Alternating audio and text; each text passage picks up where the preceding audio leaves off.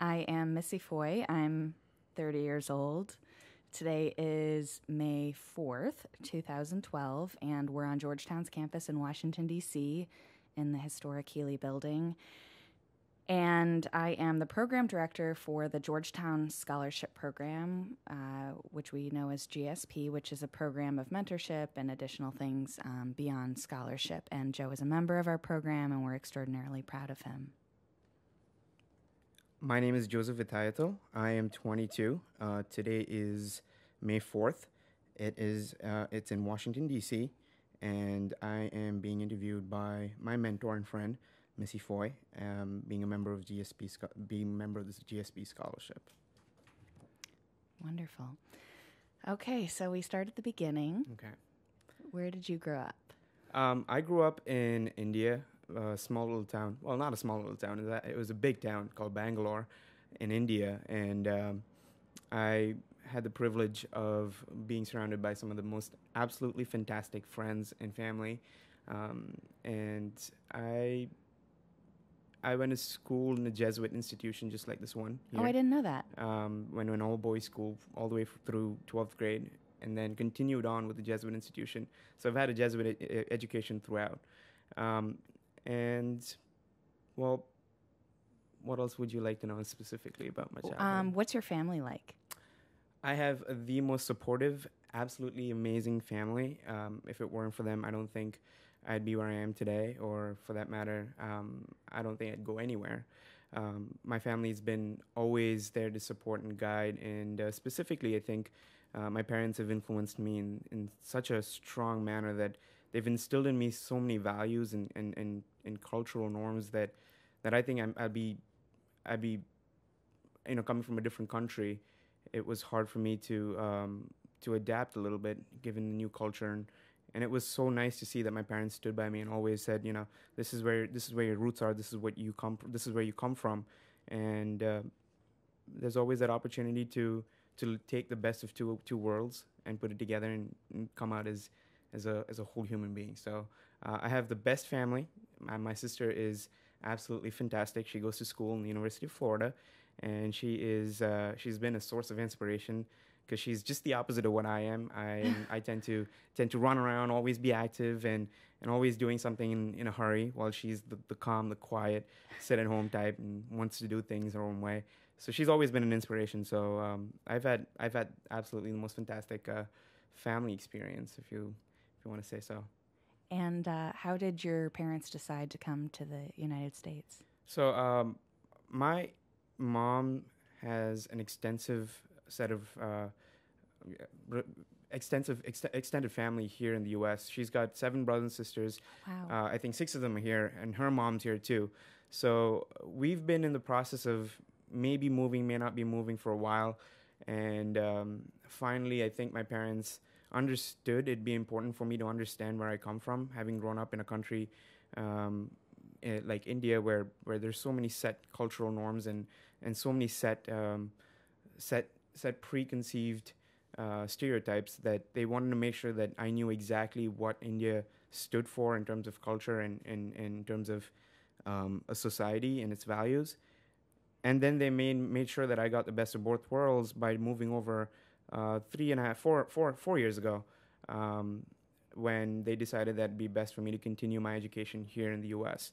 So coming from, after having completed my high school in India, I think I got to understand a lot more, as opposed to moving when I was 3 or 4, meaning I probably wouldn't have understood what those values or what those cultural norms were. So it was a big transitional move at the age of 18. My parents left everything that they had. They had a pretty good life back home. They left everything, came over, and started anew. And they said, you know what, for you guys, my sister and me, it's important that you get the best education that you possibly could. So so they made sure they left everything, came over, and started anew. And I'm so happy that they did that, because I get to choose, like I said, everything that's good about the American culture, everything that's good about Indian culture, combine them to make a new little set of views on things, and that's been a big shaping point for me. And although I love America, I love everything that goes on a day-to-day basis. There are things that I find sometimes um, a little, a little not to my preference. So there Can are you things give that me I an find. example? I'm fascinated by Indian culture, I have to say. Um, I there it isn't. I mean, it's. I would rather not talk about something like that. It's just very personal things that the things that I find are um, sometimes not to my. I for example, I grew up. I went to school, and every time you go to school in India, teachers are respected so much that every time the teacher walks in, you stand up and you wish the Wow. teacher. And the teacher, it's only when the teacher lets you sit down do you sit down. And this went through high school, college, any form of education in India. So teachers are so different in their relationship with students. Sometimes I think there's good to it. Sometimes I think students take advantage of it. I can't stand it when a student is sitting in class with his feet up Oh my and goodness. drinking Coke and eating food and stuff like that you would never see in a school back home. And I understand how to, or at least I don't feel comfortable sitting in a class and addressing my professor by his first name, which I would never have thought possible for something for me to do. I mean, I would definitely refer to him as sir or ma'am or a whole bunch of different things. So it cannot be first name because this person is such a big person.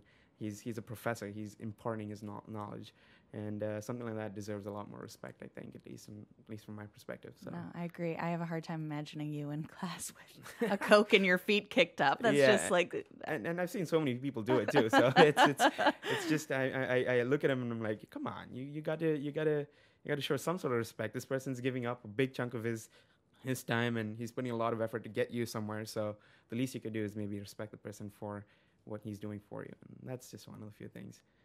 so when you came over to the States, you guys moved to Florida. Yes. We started off, well, my dad luckily had a job opportunity from Florida. He takes care of marketing for a big Indian firm for the South American region for that firm. So he travels around a lot, extensively. In fact, he's almost out of he's not at home 15 days out of the 30. So Wow. he travels around a lot, and he felt the best place for him to locate to would be Miami, given its easy access to South America. Oh, wow. And that was a big move. I think because I think it helped me a lot because Miami is 90% immigrants too. So you'd see people who are pretty much stuck in your very same situation, if not worse. So it helped me connect more with students and maybe get along a little bit better. And people were coming in, new immigrants were coming every year to school. So we had new students come in. These students were right off the boat from a different country, and this was something that I found very interesting because you had to be, if you were white, you were a minority in Miami. So Yeah. that's one of the few things that I found surprising because I thought I was moving into predominantly white, new culture, stuff like that. But Hispanic culture is so different from white culture, and it's a very a very big learning experience for me. I learned so much because I lived for 2 years in Miami and then finally got to move to DC, and it was a completely new thing because students here are very different demographic and very different culturally in terms of how they view things and see things. So I enjoyed it. I was glad I moved to Miami, in fact. So you enrolled. Tell us about your experience enrolling in college down there. Yeah, my biggest aim was for somehow to be able to support myself, and whether it involved me working at McDonald's or getting some sort of a degree from Florida International University, which is our local state university in Miami, and then maybe going on and doing something so that I could get somewhere without having to hold on or leech off of my parents, which unfortunately I thought was not going to happen because um, my parents were the biggest supporters and contributors to my education the first couple of years. I was lucky enough to have researched a little bit and found this thing called the Honors College at Miami-Dade College. I think if there is anything that I would recommend anyone to ever do is to spend 2 years at a community college, and a community college like Miami-Dade, and especially the honors program. I had some fantastic mentors. They made sure that I got everything that I needed, went over and above, and introduced me to all the different sources, opened my mind, said, you know what, there's more to this world than Florida, and more to this world than FIU. There's universities out there that you could apply to that you might get in. And I was intrigued. I didn't think I'd leave Miami ever, because I was quite happy, and I got to see my parents every day. I was and my sister, and everyone that mattered to me, he was there. So I really didn't feel the need to leave. But I was lucky enough to have some fantastic mentors. I must mention Professor Maria Mari, Dr. Loretta, and Dr. Holloway, who absolutely fantastic in making sure that I got to where I had to get to. And they made sure I had my applications in at Georgetown, a bunch of other great schools. And I was surprised to find I got into, I think, 7 schools in total by the end of my second year as an associate in arts. I was shocked. I didn't think that I'd ever leave Florida, but I ended up doing so. So I'm excited. How did you pick Georgetown? Well, I honestly, I wasn't particularly inclined towards Georgetown, not because of anything, but because I'd had 14 years of a Jesuit education. The last thing I wanted was another priest telling me that I need to go to catechism class every Friday or Saturday or Sunday. And I don't know what it was that made me apply. I think it was a whole bunch of students who from Miami-Dade came back one day and said, you know what, this is not the university that you think it's going to be. It's not priests standing and lecturing you and telling you to do things and not do things. I was kind of exploring in terms of religion and trying to understand what exactly religion meant to me as a person. And coming from predominantly Catholic background, I don't think I got to explore as much as I wanted to. Mm-hmm. So I wanted to leave and go do something that I wanted to do by myself, maybe a liberal arts school or something. And I was lucky enough to have gotten these students who come in and they said, you know what, this school is just absolutely amazing. They don't force anything on you, and it is one hell of a place to be. They've got amazing people. You'll get along perfectly fine. So I turned in my application, and I expected it to be, oh well, maybe I'll get in, maybe I won't, but whatever happens, happens. So I was lucky enough to have gotten a recommendation from my dean, Dr. Holloway, who sent in an absolutely fantastic letter. I think I that's the letter I framed before my graduation, because it was such a nice letter, written so personal. She sat down with me for days after school, made sure that she got every aspect of my life, and she said, you know what, I'm going to put this all together. We're going to have a beautiful letter for you. And I think that made a big difference. And I was lucky enough to got into Georgetown, and I still wasn't sure if I was going to go, because the University of North Carolina at Chapel Hill was literally offering me a bike and a computer and everything else that I possibly could need. They said, if you showed up, and that's all we need you to do. Wow. But then I think Georgetown came back with a GSP scholarship, and I said, you know what? Instead of the $5,000 or the $10,000 that I probably owe, now I only owe half of that, or maybe 1/3 of that. So the $3,000 a year made a big difference. So I said, you know what?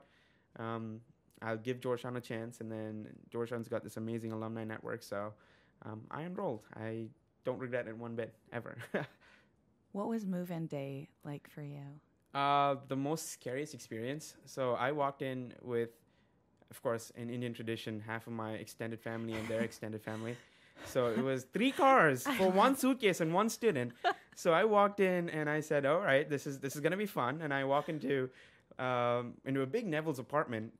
It was gorgeous because we walked in, there was no one there down, ground floor. And we settle in, my parents and all of us settle in, and we make ourselves coffee and everything. And 5 of us, I don't know why, but 5 of us, including my mom, my dad, my uncle, his son, who's probably in 8th grade now, and my aunt. We walk up, and to my utter surprise, I walk into my room. There were 3 drunk men, not wearing any clothes, and all of us walking in, and shots of, I don't know what type of alcohol, all over the place, because these guys had moved in earlier, and we didn't know they were passed out, drunk and naked. A parent's dream. A parent's dream. Yeah. What did we get ourselves in? Yeah. And my Indian parents, in typical fashion, they said, okay, this is it. We're moving out. We'd already unpacked everything. We'd set my bed and, we made all this stuff and we were ready to, my parents were ready to leave. No. They come back. Everything is back, suitcase. And we walk straight to housing. And they say, you know what? I think my son has some problems. And I'm like, no, I'm okay with this. This sounds like a good. This is what I wanted to be at. And well, I was surprised, and my parents said, you know what, it's your first semester. Next year, you're free to do whatever you want to do. I don't care, but this is one semester you want to get your feet in. The last thing I want you to do is lose your educational. I don't want you to stop studying, and I don't want this to be your every night experience. And I tried to explain to them this is not what it's going to be, but they made sure I live somewhere else, same building but different. This time in a dorm, and this time I walked in. This time they put me in a room with a Korean roommate. And he was just meticulous. You walk in and everything was packed, and that's everything the best kind of roommate, right? And my parents were just like they fell in love. They've never seen the guy. They've never met the guy because he wasn't there. But they knew he was great. And he was sober. He was fully clothed. Probably. I mean, yeah, he was definitely sober, clothed. That was a big advantage. I think my parents then first got the shock of, what is university like in the U.S.? I'm sending you to a Catholic school. I was hoping maybe you'll become a priest, but look at you. What are you gonna become now? So I think that was a big eye opener, and they absolutely enjoyed it. They come back to me and they tell me, remember that first day that we walked in and we got to see this new side of America that we never saw. And I kept saying, you haven't seen the rest of it. There's a lot more where that comes from and stuff like that. So it was awesome. I liked moving day. It was a learning experience. So obviously that's a huge memory that'll always stand out, I'm sure. Yeah. What are some other funny or meaningful memories, when you look back on your Georgetown experience? Georgetown Day has to be one of the top experiences. Last Georgetown Day, I think that was the first time. I don't know if I'm allowed to admit this, but I actually went to class a little intoxicated, and it was This cannot make the final this cut. This cannot make final cut. This happened only because there was some sort of dare on campus. I mean, it was my first year there, and everyone said, this is what you got to do. And I hung out with a lot of seniors because I transferred in as a junior. Had a lot of upperclassmen. They all completely different set of people as compared to freshmen and sophomores. And they said, this is what you got to do, and this is what you got to do. Everyone gave me a different perspective of what you need to do. And I said, oh my God, I need to choose, pick and choose. And I thought, you know what? Do the most wildest, craziest things that you could possibly do. So that was the first time I actually jumped into the fountain in front of Dahlgren that night, climbed up John Carroll's statue. Stole the hands off the Healy Clock Tower. No, not that far. I wish I did, but no. But that was the first time. And then what else did I do? Georgetown Day involved some of my closest friends. In fact, last semester I had a few friends who transferred in or who actually came in as a study abroad from Qatar. I think they go down in history as being my best friends forever because I'm going back to Qatar this summer only to see them because of how close we grew to be, and we took so many trips around the U.S. We went to Florida together, we went up to New York together, and we ended up being such good friends that everything just worked out magically last spring, and that was one of my best semesters here, and I absolutely enjoyed it.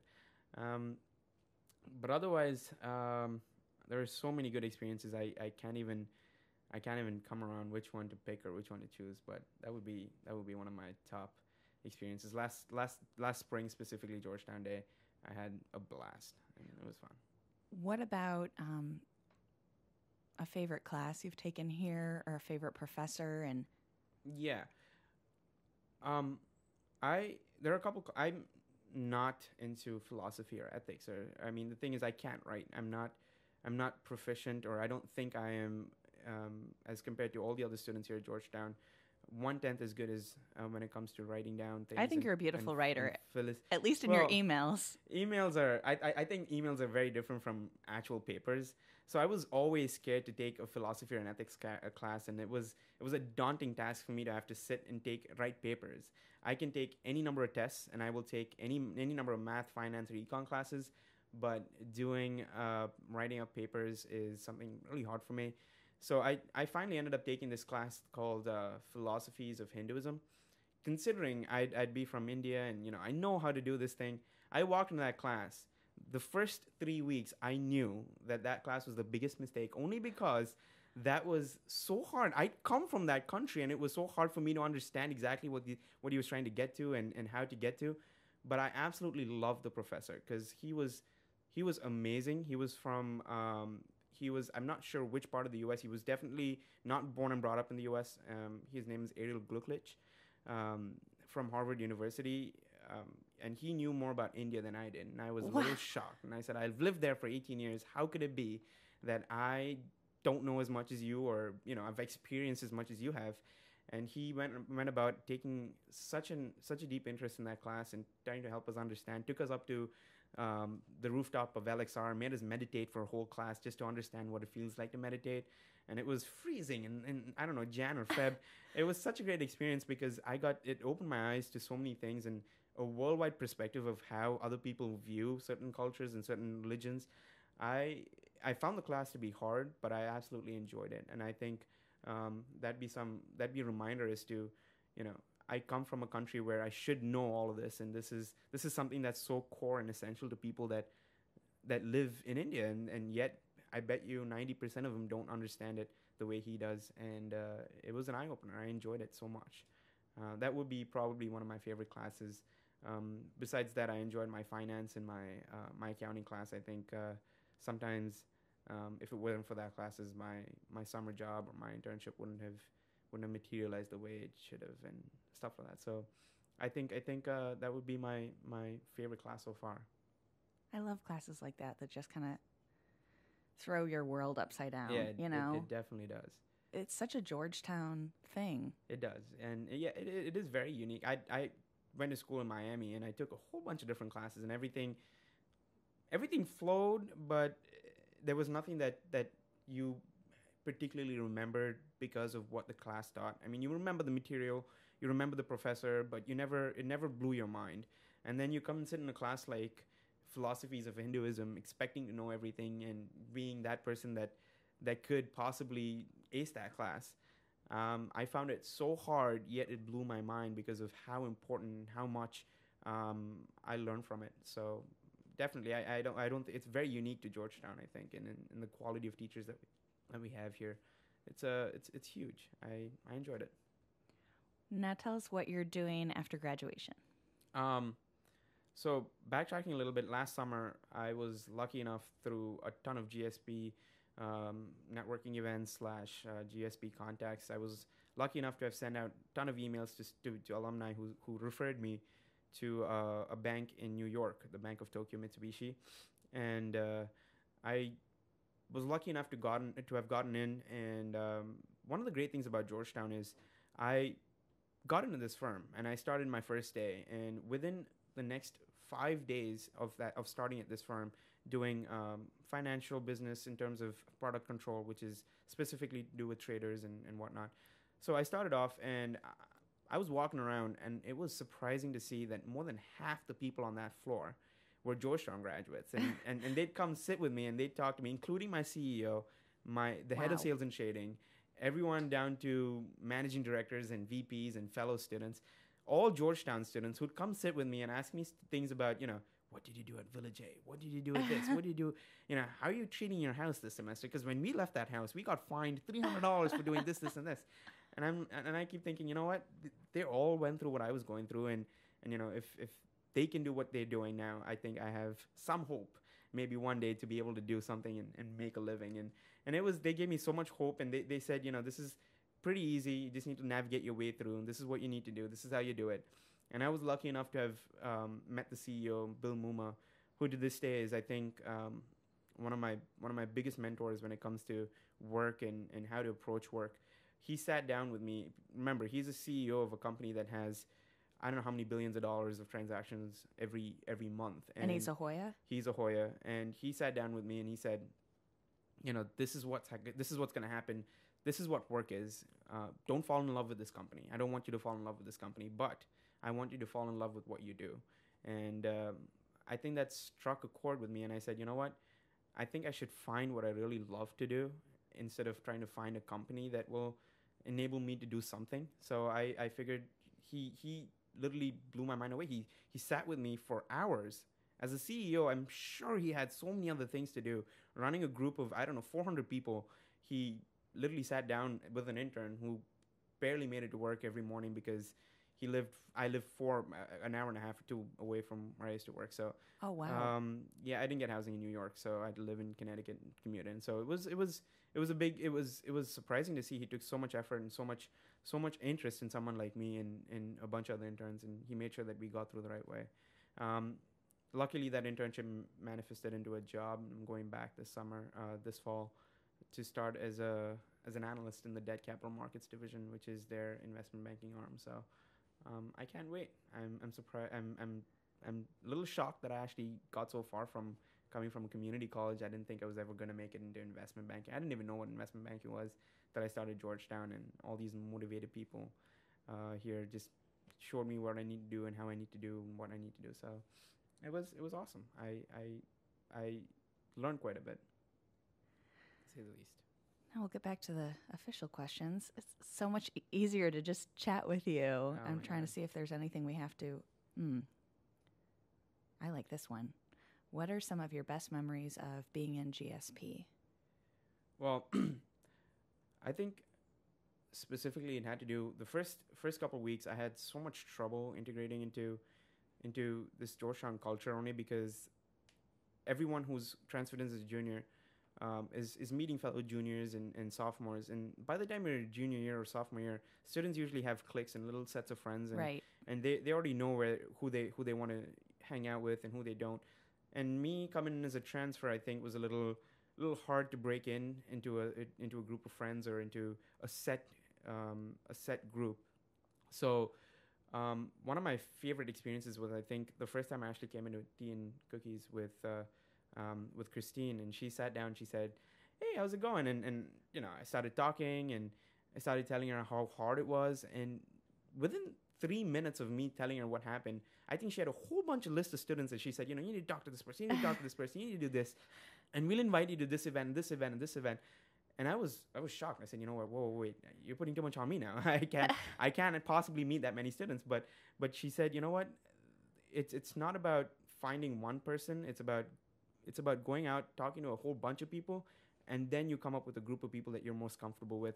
Instead of you looking at specific groups, I would rather you look at a whole group as a whole, on a much broader basis, and start picking out students that you think you'd best get along with and how you get along with. And Missy and Christine was such a big influence in just trying to get me integrated into the whole Georgetown culture, and I absolutely loved it. And GSP just supported me all throughout and made sure that I had friends, if not out in at Georgetown, at least through the GSP program. So that was one of the biggest things that I remember. Besides all the amazing alumni, I think GSP donors are absolutely the most fantastic people. I send out so many emails, and I even got an opportunity. Someone I don't know if you've heard of Patricia Rotniak. Oh, yeah. Yeah, so she even offered me a place to stay in New York. She said, you know what, don't worry about anything, just come on over. We have an extra room. My son's not going to be here this summer. If you want to stay over the summer when you intern in New York, please feel free to do so. So outgoing. Mr. Joe Zimmel, who actually came out and said, you know what, I know you're going to go. He of course, he invests in a lot of he's an angel investor in a lot of firms. Not only did he get me an internship last summer, but he also made sure that he paid for my living expenses. He said, you know what, if the company isn't paying you as much, I'm willing to put out $1,200 every month towards your living expenses. And I don't think I wasn't expecting so much of a support or a guidance system from the GSP alumni network, and it was such an inspiration to see. And I think going forward, this is something I would love to do for students that actually are in my shoes 5 or 6 years from now, because without them I'd be nowhere. So I think I should be able to provide something similar to someone who's going through the GSP program as well. So that's a huge thing that I understood and learned from the GSP, that giving back is such a great, rewarding experience, and it's absolutely fantastic. The third biggest experience has to be the WJA, I think. Oh, yeah. WJA was just fantastic. Explain it. Yeah, the WJA is the Washington Jesuit Academy. There's a school here in DC where we GSP students act as mentors to a bunch of high school / middle school going into high school students. And I I honestly started off not knowing what to expect, because these are middle school students who probably the last thing that they want is college students telling them what they need to do 4 years from now, and how to get to Seems college. so distant. It seems so, exactly. It seems 4 years away, and I was surprised when I actually got to go meet these students. And to this day, um, I keep in touch with two of my mentors through Facebook, and he wanted to become a professional boxer. His name is Douglas, and he he is a very, very different kid from he sits and watches boxing videos, and he wants to become a boxer. And it was surprising to tell him that, I will let you become a boxer, and this is perfectly fine, but I want you to go get a degree first. And it was it was hard to get it across to him. But then I think slowly, by talking to him, by showing him what the advantages and disadvantages were of doing something that involves a degree. It's always a background, a backdrop that you can go to and rely on if something happens. Say you can become a professional boxer, and he's such an entertaining person. Not to mention, we had that the dinner, where we had all their parents come in, and I got to talk to these parents, and I understand it's so hard for them, because a lot of these are single parents who are working so hard to get these kids to school, and they go to work early in the morning, get back at 8 and 9 at night. And I feel blessed having parents who've always been around, trying to take care of me. Both my mom stayed at home to look after us, and it was such a big sacrifice that they made. And I see that, I see what students are going through. So the WJA opened my eyes and made sure that, I'm always going to be available to students who probably one day need me. And if I ever get an email from anyone from Georgetown or otherwise asking me for advice or help, I know I will be there, and I will support and guide students, only because of this experience, only because this taught me what to and what not to do. So that was GSP, and I mean, such an influential part of my life. I wouldn't have gotten where I am without GSP, and I think I can't wait to come back and give back to students that probably will need help in the future. So. And we will be taking you anytime up on it. Can you tell us a little bit about Kevin Johnson? How you met him, who he is, what your relationship is. So Kevin Johnson, I send out a ton of emails, and I send out to alumni, to people that seemed interested in helping out. And Kevin Johnson got back to me one day and said, "You know what? I have a tax consulting firm, and maybe we should just talk and find out who you are and what you do, and what kind of a person you are." And Kevin Johnson is absolutely fantastic person, and he is great to talk to. You sit with him for lunch one day, and the stories he has to tell you are just legendary. The things that you would only see in movies, and you think, is this really happening to me? I mean, is this something that could happen to people? Were you really part of this experience? And it was amazing to see the things that he had to say, and he forwarded my resume, being the nice person that he is, to a whole bunch of different people that he knew. And one of his friends happened to be the HR manager for the bank that I eventually ended up interning at. So his best friend, or one of his good friends, her name is Colette Gardner, who's also been absolutely fantastic in supporting and guiding me. Colette Gardner somehow got my resume from Kevin Johnson, and she came around and she said, "You know what, Joe, because of Kevin Johnson, we want to give you this opportunity to come interview with us, and let's see let's see what happens from here." So I went up, I interviewed, I was lucky enough to get in the internship. And ever since I've been in New York, Kevin Johnson's always been there, inviting me out for lunch and making sure he's up to date with what's going on in my life, and how work is coming along and stuff like that. So it's been such a great support, and Kevin Johnson has without Kevin Johnson, I think that internship wouldn't have materialized if it weren't for Kevin Johnson. So a lot of gratitude, a lot of thanks. We'll have to make sure he gets a copy of this. Oh yeah, he thinks so highly of you. Oh wow, you should know that. I don't know why, but he's done so much for me. I don't know how to thank him. I really don't. I tried taking him out for lunch, and he ends up paying. It's just unfair. So when Joe Zimmel offered to pay for your housing, what did you think? One, why are you doing this? I mean, I understand that, it's, for me, $1,200 a month is a significant amount. It's something that I could get along perfectly fine with, but for me to spare $1,200 at this position of my life, I can't. I know I can't, and I don't know if my dad can, who's also earning significantly or quite a bit more than I am. So I found it surprising that Joe Zimmer was ready to offer me $1,200 to just stay in New York and have a fun experience. And I thought, why would you do that? I mean, it's your money, and I understand that money's important. And he said, you know what? I asked him this question. I said, "Are you sure you're not pinching dollars or anything?" And he said, "I'm an old man. I was a partner. He's not.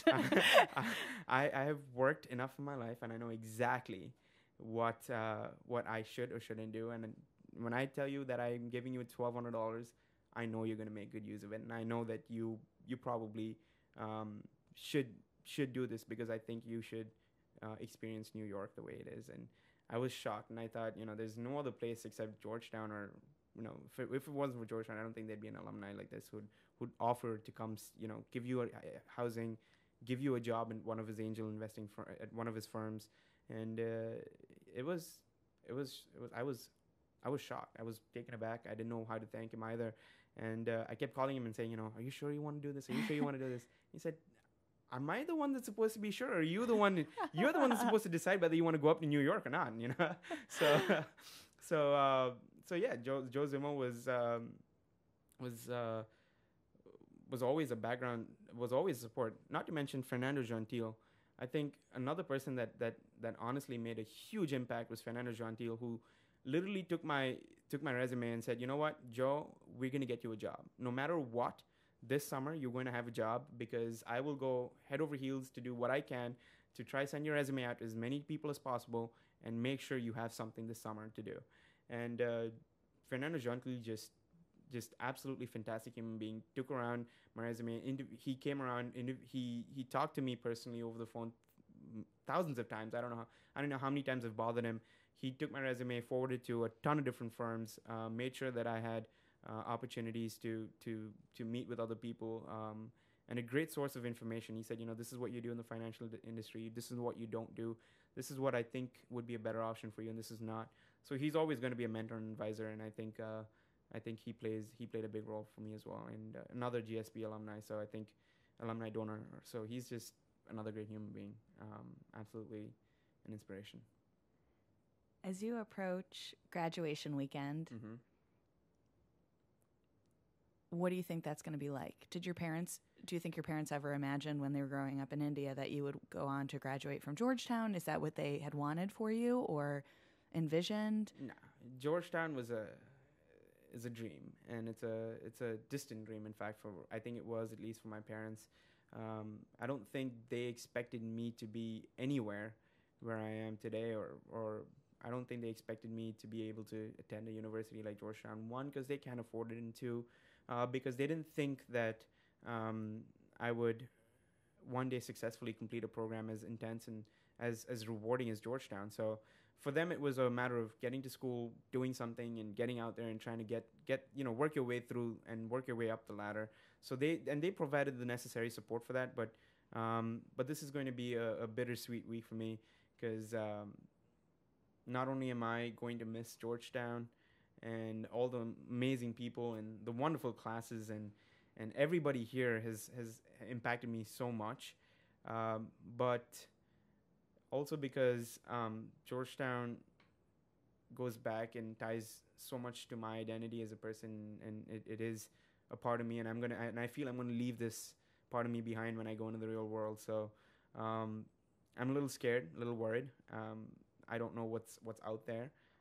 It's supposedly a cruel world, so I can't. I'm a little worried, but I'm glad that I have a job. I got lucky, and a lot of people here don't have jobs, and I got really lucky with the people that I got associated with, and to be able to say that I have somewhere that I can go and earn something, and I'm looking forward to it because now I can actually support my parents and maybe give back to the people that actually got me where I am today. So I can't wait to get out there and start working.